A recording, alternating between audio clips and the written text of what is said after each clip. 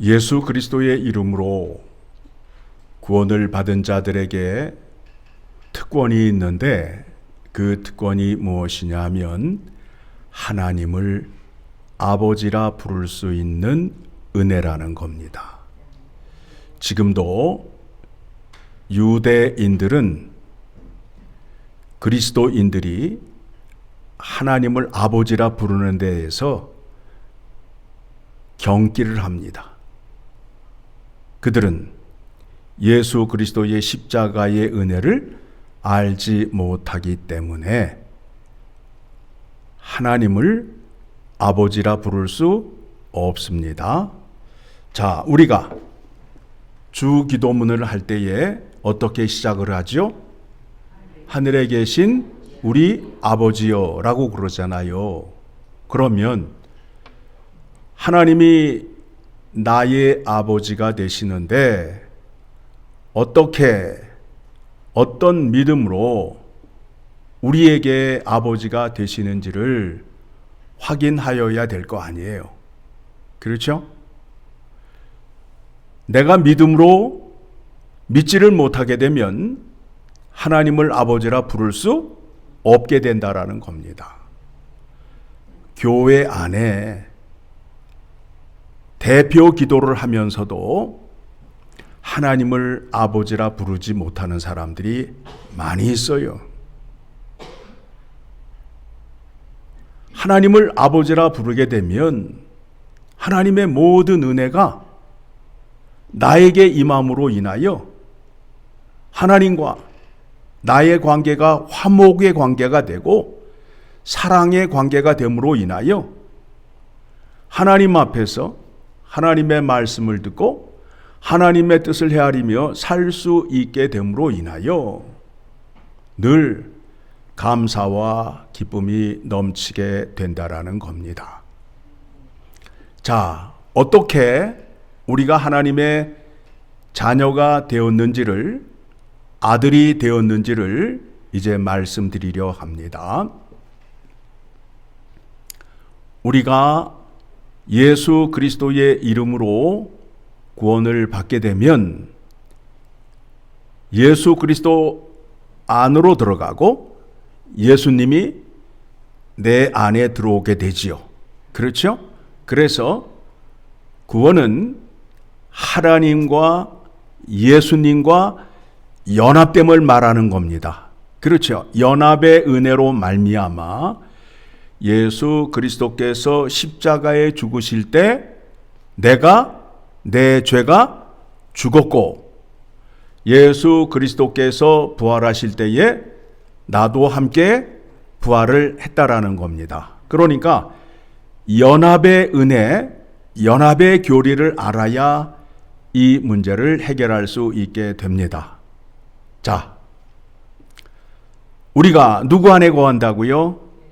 예수 그리스도 안에 거한단 말입니다. 자, 베드로전서 1장 3절을 보게 되면 이렇게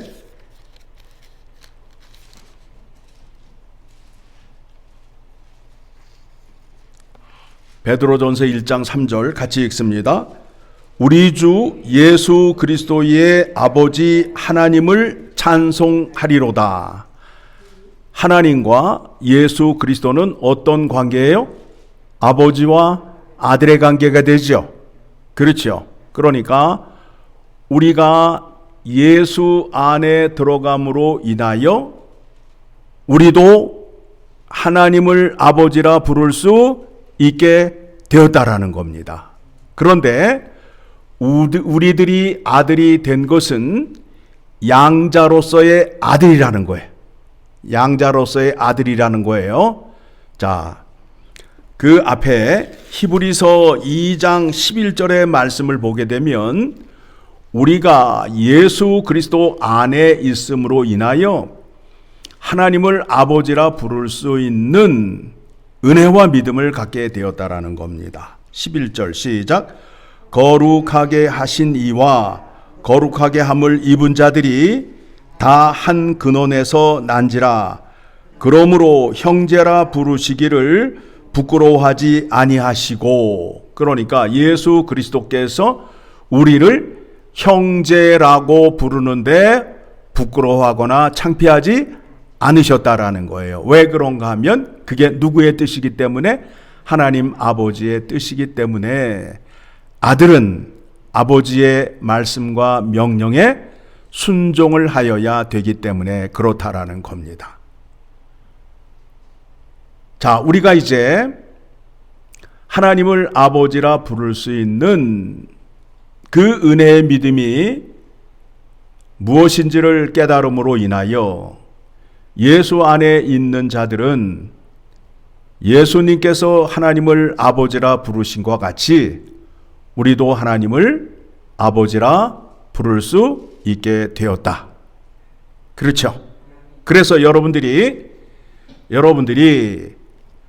하나님을 아버지라 부르게 되면 아버지와 아들의 관계는 어떤 관계예요? 사랑의 관계예요? 법적인 관계예요?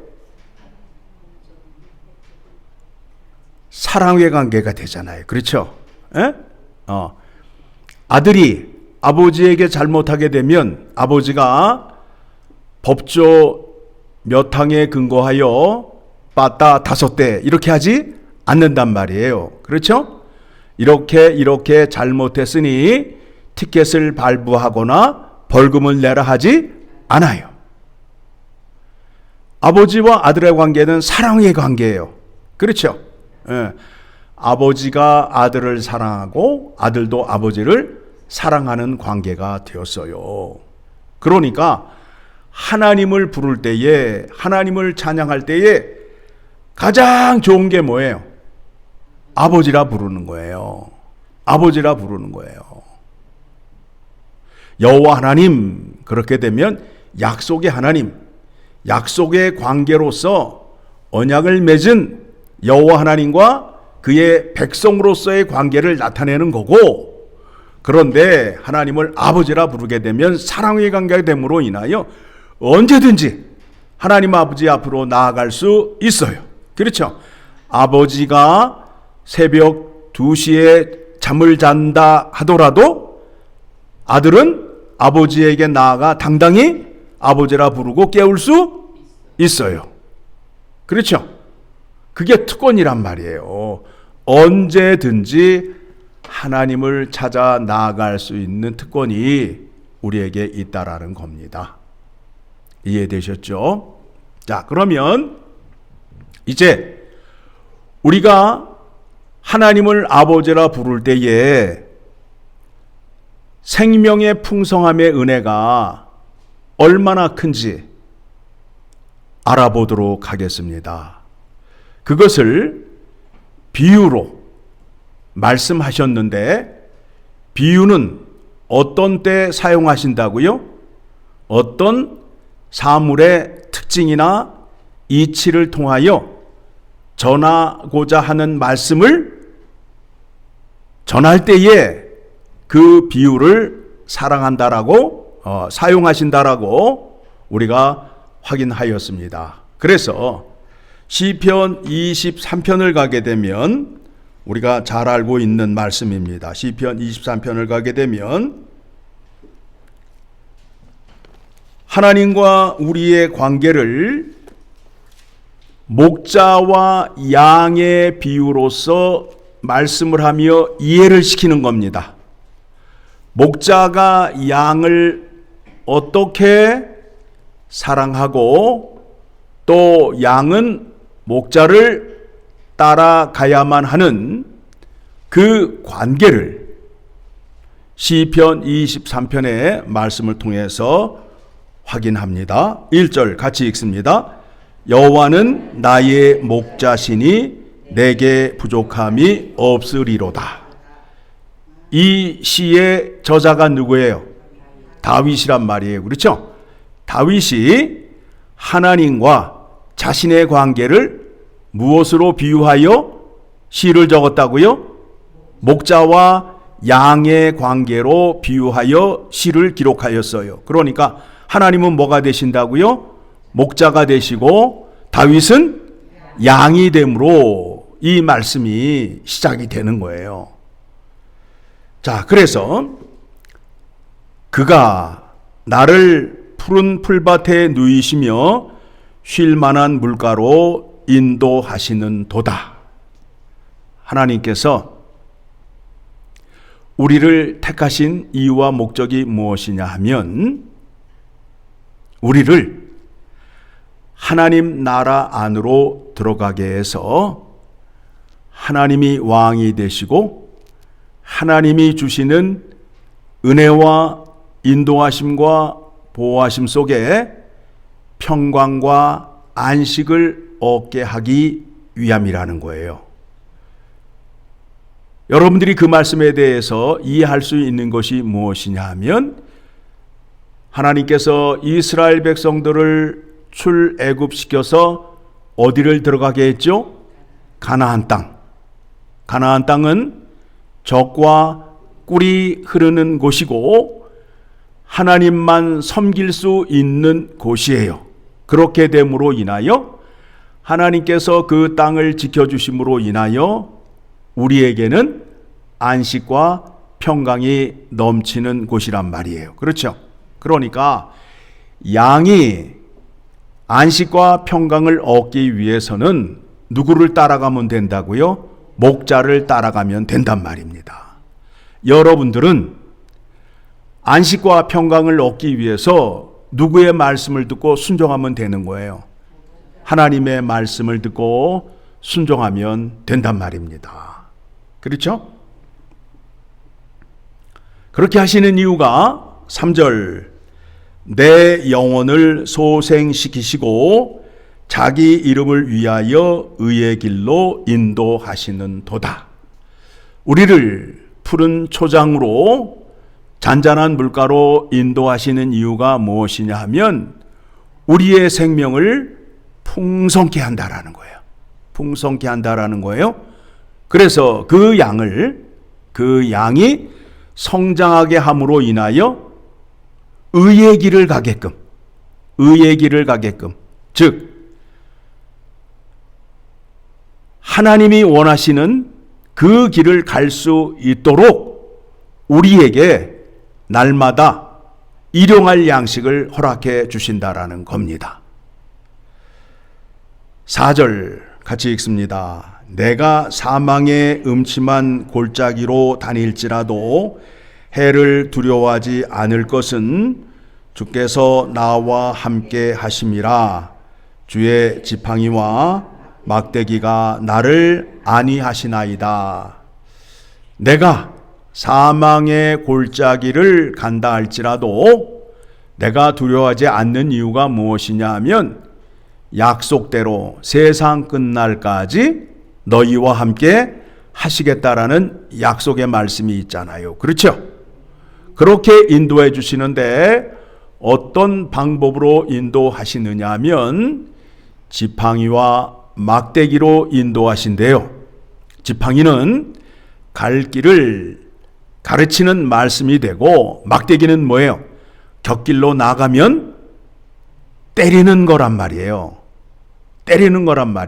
그래서 여러분들이 하나님 말씀에 순종을 잘 하다가 죄의 본성이 드러나고 또 삐지면 곁길로 가요, 안 가요?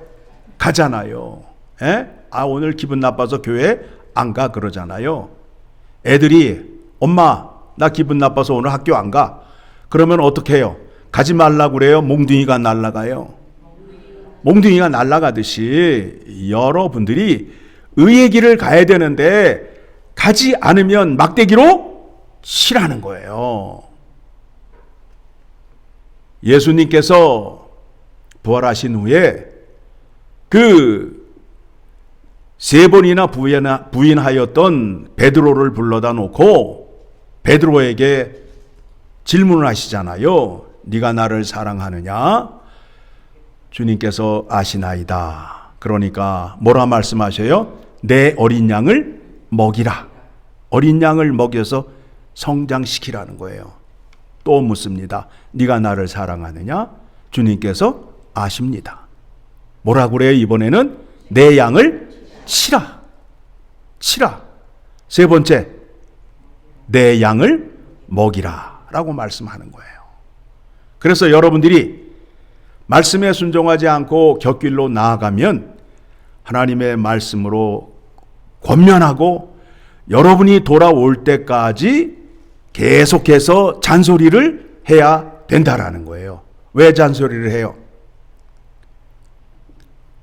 그것이 중요하기 때문에 잔소리를 하는 거죠. 그렇죠?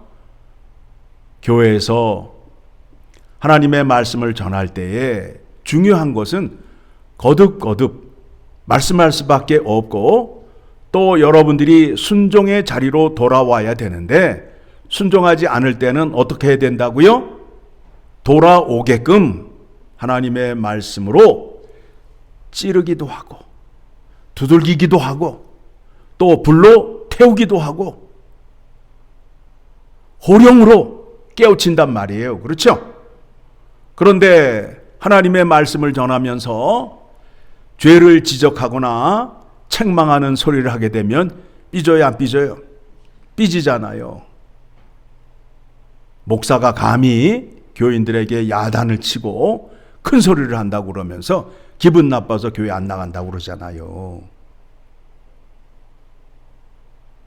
하나님께서 여러분을 택하시고 이루시고자 하는 것이 무엇이냐 하면 하나님의 거룩하신 이름을 세상에 알리며 하늘의 뜻이 이미 이루어진 것 같이 땅에서도 이루어지게끔 하기 위하여 여러분을 택하셨다라는 거예요. 그러니까 하나님께서 여러분에게 목적을 두셨다면 의의 길을 가게끔 하기 위해서 지팡이와 막대기로 아니하신다라는 거예요. 그렇죠? 성경의 말씀에 나와 있잖아요. 5절 같이 읽습니다. 주께서 내 원수의 목전에서 내게 상을 차려주시고 기름을 내 머리에 부으셨으니 내 잔이 넘치나이다. 자, 마지막 때에 이와 같은 은혜를 우리에게 주신다라는 거예요. 자, 이스라엘이 전쟁에 나아가서 승리를 하게 되면 노획물을 가져오잖아요.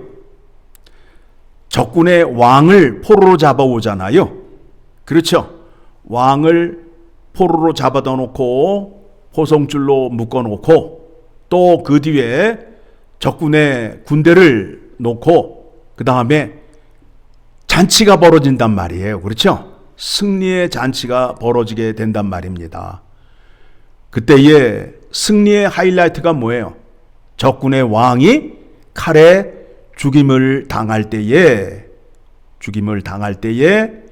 승리의 기쁨이 만끽하듯이 우리의 마지막 때에 예수님이 재림할 때에 우리의 모든 원수가 어떻게 된다고요? 어떻게 된다고요? 예수님께서 차려주신 그 잔치 상 위에 우리는 앉아 있고 우리의 적군인 마귀와 악한 것들은 그 밑에 어떻게 되어 있는 거예요? 묶여 있다라는 거예요. 그렇죠? 그 장면이잖아요. 주께서 내 원수의 목전에서 내게 상을 차려주시고 이 상이 어떤 상이라고요? 잔치상이란 말입니다. 전쟁에서 승리하고 돌아왔을 때에 베푸는 축제의 만찬이란 말입니다. 기름을 내 머리에 부으셨으니 내 잔이 넘치나이다. 그런데 그 승리가 누가 은혜를 베풀어 주셔서 승리했다고요? 예수 그리스도께서 나와 함께 하심으로 인하여 승리를 했단 말입니다. 그런데 승리를 하는데 간신히 이긴 게 아니라 넉넉히 이길 수 있는 은혜를 베풀어 주셨다라는 거예요. 그렇죠? 하나님이 우리에게 주시는 은혜는 간달간달하게 주는 것이 아니라 어떻게 해주신다고요?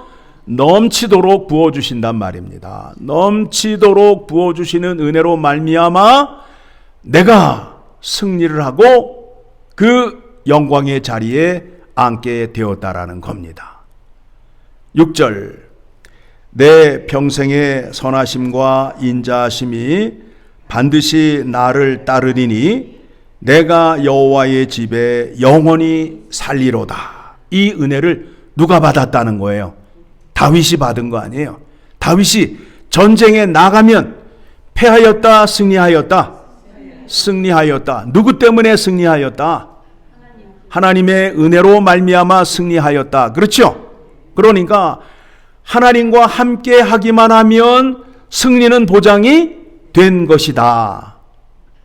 선하신 하나님, 약속대로 그 약속을 지키시는 하나님으로 말미암아 내가 승리를 얻게 되었다라는 거예요. 그래서 내가 남은 날을 어떻게 산다고요? 내 고집과 내 생각대로 살겠다라는 거예요? 아니지요. 내가 여호와의 집에 영원토록 살리로다. 하나님과 함께하게 되면 승리가 나에게 있을 수밖에 없다라는 겁니다. 그렇죠? 이 은혜가 우리에게도 임할까요? 안 임할까요? 임한단 말입니다. 임한단 말입니다. 하나님께서 그 아들을 사랑하셔요? 안 하셔요? 사랑하시죠. 여러분들이 여러분의 아들을 사랑해요? 안 사랑해요? 사랑하듯이 하나님께서 나를 사랑하신다라는 거예요. 그러니까 내가 실족을 하거나 어디 여행을 가거나 사망의 골짜기를 다닐 때에 하나님께서 나와 함께 하실 수밖에 없다라는 약속을 하신 겁니다. 그렇죠? 자, 그렇다면 이제 17절에 가서 내가 이제 하나님의 자녀가 되었잖아요. 자녀가 되었단 말입니다. 왜 자녀로 삼으셨는지 아까 말씀드렸죠? 하나님의 이름을 세상에 알리는 것, 하나님의 거룩하심을 세상에 알리는 것. 자, 하늘에 계신 우리 아버지여, 이름이 거룩히 여김을 받으시오며 나라가 임하옵시며. 우리를 택하신 이유가 뭐라고요?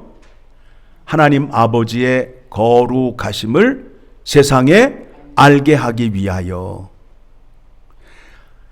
하늘에서 이미 이루어진 뜻이 이 땅에 이루어지게 하기 위하여 누구를 택하였다고요? 나를 택하였단 말이에요.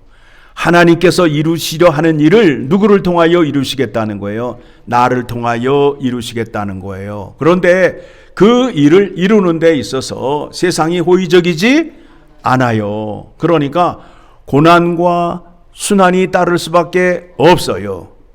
예수님의 십자가의 사건을 통해서 우리가 깨달아야 할 것이 무엇이냐 하면 죽기까지 아버지 말씀에 순종하셨던 예수 그리스도의 순종의 자세를 확인하시고 따라가셔야 돼요. 예수님은 피곤하시다고 해서 하나님의 말씀을 뒤로 하거나 자기에게 핍박이 온다고 해서 하나님의 말씀을 거역하지 않았어요. 어떠한 처지와 어떠한 환경 속에서도 하나님의 말씀을 포기하지 아니하고 끝까지 지키셨다라는 것을 확인하셔야 됩니다. 그 믿음을 우리에게 강요하고 있는 겁니다. 그래서 17절 말씀 같이 읽습니다. 자녀이면 또한 상속자 곧 하나님의 상속자요 그리스도와 함께한 상속자니 우리가 그와 함께 영광을 받기 위하여 고난도 함께 받아야 할 것이니라. 고난과 순환을 통하여 우리를 시험하는 거예요. 이와 같은 고난이 임하여도 하나님 말씀을 부인하지 않고 지킬 수 있는가? 하나님을 부인하지 않는가에 대한 시험을 하시는 겁니다. 마귀가 예수님에게 다가와서 뭐라고 그래요? 네가 만일 하나님의 아들이거든 아버지 말에 순종하지 말고 네 마음대로 살아보라는 거예요. 그렇죠? 우리의 믿음도 예수님의 순종을 본받아 죽기까지 순종하는 자리로 나아가야 된다라는 겁니다. 그러면 하나님께서 어떤 은혜를, 어떤 영광을 베풀어 주신다고요? 원수의 목전에서 승리의 축제를 베풀어 주신다라는 거예요. 큰 은혜를 베풀어 주셔서 넉넉히 이길 수 있는 은혜를 베풀어 주신다라는 겁니다. 우리가 믿음 생활하면서 어려움이 닥치고 환난이 온다 할지라도 두려워하지 않고 염려하지 않는 것은 우리에게 누가 함께 하고 있는 거예요? 모든 것을 이기신 예수 그리스도께서 함께 하심으로 인하여 우리 앞에 닥친 문제들이 예수 그리스도의 능력으로 말미암아 해결이 된다, 안 된다? 된다. 될 수밖에 없다. 간신히 이긴다, 넉넉히 이긴다. 넉넉히 이기는 은혜와 능력을 허락해 주신다라는 겁니다.